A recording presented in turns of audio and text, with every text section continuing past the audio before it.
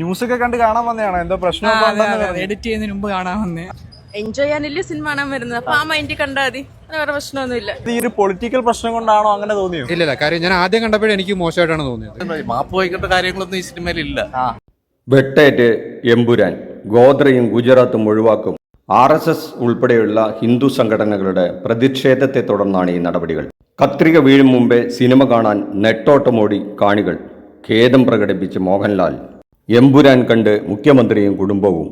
എമ്പുരാൻ ഹിന്ദു വിരുദ്ധ സിനിമയെന്ന് RSS. പൃഥ്വിരാജ് സിനിമകളിൽ രാജ്യവിരുദ്ധതയെന്ന് organiser.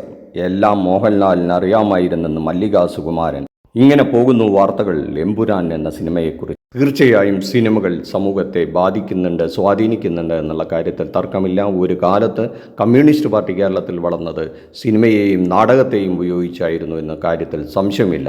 അങ്ങനെ ഒരു സിനിമയായിരുന്നു 1970കളിൽ ഇറങ്ങിയ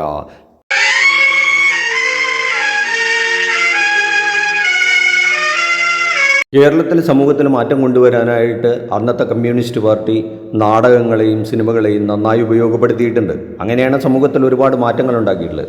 തോപ്പിൽ ബാസിയുടെ നിരവധി നാടകങ്ങൾ, KPSCയുടെ നാടകങ്ങൾ, സിനിമകൾ, ഒരുപാട് നിർമ്മാല്യം തുടങ്ങിയ സിനിമകൾ.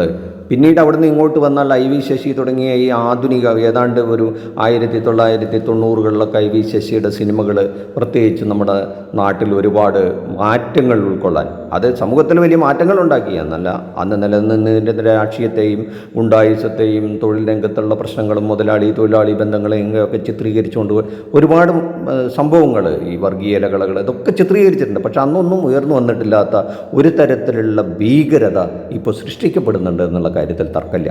അതിൻ്റെ ഏറ്റവും ഒടുവിലത്തെ ഉദാഹരണമായിരുന്നു കേരള സ്റ്റോറി. കേരളത്തിനെതിരായിട്ടുള്ള, കേരളത്തെ മോശമായി ചിത്രീകരിച്ചുകൊണ്ടുള്ള ഒരു സിനിമ ഇറങ്ങിയത് നമുക്കറിയാം. അതിന് അനുകൂലമായും പ്രതികൂലമായും വിവിധ രാഷ്ട്രീയ നേതാക്കൾ, പ്രധാന നേതാക്കളടക്കം ആ സിനിമയ്ക്ക് വേണ്ടിയും എതിരായും പ്രസംഗിക്കുകയും അല്ലെങ്കിൽ പ്രചരണം നടത്തുകയും ഒക്കെ ചെയ്തിട്ടുണ്ട്. അതിൻ്റെ അവസാനം വന്ന് നിൽക്കുന്നതാണ് ഇപ്പോൾ 2025 ഇറങ്ങിയ എമ്പുരാൻ എന്ന സിനിമയെക്കുറിച്ചുള്ള വിവാദങ്ങൾ. ഇപ്പോൾ ഈ ചാനലുകളൊക്കെ വലിയ ചാകരയാണ്. അപ്പോൾ ഈ ഒരു സിനിമയെപ്പറ്റി മാത്രമാണ് ചർച്ച, അന്തിച്ചർച്ച ഇതിൽ കൊഴുക്കുകയാണ്. നിർഭാഗ്യകരമാണ് ഈ കാലത്ത് നമ്മൾ ജീവിച്ചിരിക്കേണ്ടി വരുന്നു എന്നുള്ളത് തന്നെയാണ് ഇന്നത്തെ ഏറ്റവും ക്രൂരമായ മുഖം. എൻ്റെ വാദം അവതരിപ്പിക്കാം. എനിക്ക് 4 പ്രധാനപ്പെട്ട കാര്യങ്ങളാണുള്ളത്. ഞാൻ ഓർഗനൈസറിലെ ലേഖനം വായിച്ചു. ഓർഗനൈസറിലെ ലേഖനം വളരെ നിലവാരം കുറഞ്ഞൊരു ലേഖനമായിട്ടാണ് ഞാൻ അതിനെ ട്രീറ്റ് ചെയ്യുന്നത്. അതൊരു ഏതൊരു സമൂഹ മാധ്യമത്തിലും വരുന്ന ഒരു സിനിമ ഡീഗ്രേഡിംഗ് ആർട്ടിക്കിളിനോട് മാത്രമാണ്. ആ സിനിമയെക്കുറിച്ച് കുറേ കുറ്റങ്ങൾ പറയുക, എന്നിട്ട് ആ സിനിമയിൽ പറഞ്ഞിരിക്കുന്ന കാര്യങ്ങൾ പ്രധാനമന്ത്രിയെ ഉദ്ദേശിച്ചിട്ടുള്ളതാണ് എന്ന് സംശയിക്കുന്നു എന്ന മട്ടിൽ പറയുക. എന്നാൽ ആ സിനിമ വളരെ കൃത്യമായി പറയുന്നു, ഏതൊരു സിനിമയും തുടങ്ങുമ്പോൾ തുടക്കത്തിൽ പറയുന്നത് ഇതൊരു സാങ്കല്പികമായിട്ടുള്ള സൃഷ്ടിയാണ്. ഒരു സിനിമ ഒരു സാങ്കല്പികമായ സൃഷ്ടിയാണ്. പക്ഷേ ആ സങ്കല്പത്തിന് വേണ്ടുന്ന മെറ്റീരിയൽസ് കിട്ടുന്നത് നമ്മളുടെ ഈ ജീവിതത്തിൽ നിന്നാണ്. അതിലെ അനുഭവങ്ങൾ നുള്ളിപ്പറക്കിയെടുത്താണ് കഥയും കഥാപാത്രങ്ങളും ഒക്കെയായി നമ്മുടെ മുന്നിൽ വരുന്നത്. ഞാൻ പറഞ്ഞതിന്റെ പൊരുൾ മനസ്സിലായോ? ഈ സിനിമയുടെ 17 വിവാദമായ സീനുകൾ ഉടനെ വെട്ടിമാറ്റുമത്രേ. പക്ഷേ പെരുന്നാളൊക്കെ കഴിഞ്ഞ് ഒരു 4 ദിവസം കഴിഞ്ഞേ വെട്ടിമാറ്റുള്ളൂ. അപ്പോൾ എത്രയും വേഗം എന്ന് അതിനു മുമ്പ് സിനിമ കണ്ടോളാനാണ് ഇതിൻ്റെ പിന്നണി പ്രവർത്തകർ പറയുന്നത് എന്നാണ് പുറത്തുള്ള വാർത്ത. താടി വെച്ചു എന്നുള്ളത് കൊണ്ട് നരേന്ദ്രമോദിയായിട്ട് സാമ്യമുണ്ട് എന്ന് ഓർഗനൈസർ പറയുകയാണ്. സിനിമ അങ്ങനെ ക്ലെയിം ചെയ്തിട്ടില്ല. ഇതൊരു സാങ്കല്പിക കഥാപാത്രമാണ്. ആ സാങ്കല്പിക കഥാപാത്രം പറഞ്ഞതായിട്ട് പറയുമ്പോൾ ഓർഗനൈസർ പറയുകയാണ് അദ്ദേഹത്തിൻ്റെ കഥാരൂപത്തിന് ഈ പറയുന്ന പ്രധാനമന്ത്രിയുമായി രൂപസാദൃശ്യമുണ്ട് എന്ന് ഒരു ഓർഗനൈസറെ പോലെയുള്ള RSSൻ്റെ ഒരു മൗത്ത് പീസ് പറയാമോ എന്ന് എനിക്കറിയില്ല. പക്ഷേ അത് കടന്നുപോയി. നമ്മുടെ രാജ്യത്തെ പ്രധാനമന്ത്രിയെ RSS ആ രീതിയിൽ അപമാനിച്ചത് ശരിയായില്ല, പ്രത്യേകിച്ച് ഓർഗനൈസർ ആ രീതിയിൽ അപമാനിച്ചത് ശരിയായില്ല എന്നതാണ് എൻ്റെ ടേക്ക്. ഇങ്ങോട്ട് സംസാരിച്ച തീയാണേ.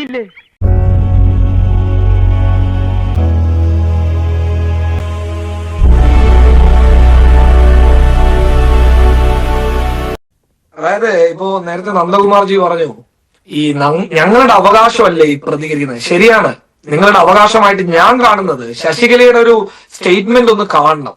അതായത് അത് ഞാൻ വായിച്ചു കേൾപ്പിച്ചു തരാം. അതായത് ഭാര്യയും കുന്നനല്ല ഓന്റെ ബാപ്പ വിചാരിച്ചാലും നടക്കില്ല എന്ന് പറയുന്നത്. ഇവൻ ഇങ്ങനെ കണ്ണിച്ചോരയില്ലാത്ത വർത്താനം പറയാൻ ഞാൻ എന്ത് തെറ്റ് രാമേട്ട?